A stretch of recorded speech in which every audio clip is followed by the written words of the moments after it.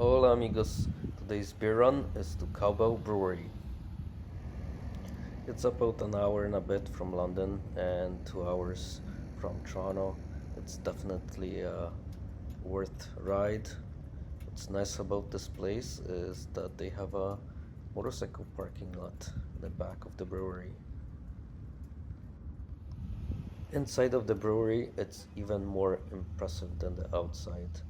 I didn't take any videos, but it's for you guys to discover. From beer perspective, Hazy Days is my favorite, which is a juicy IPA.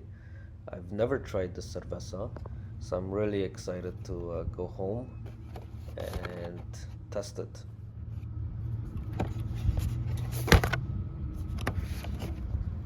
From food perspective, I really like their wood-fired pizzas.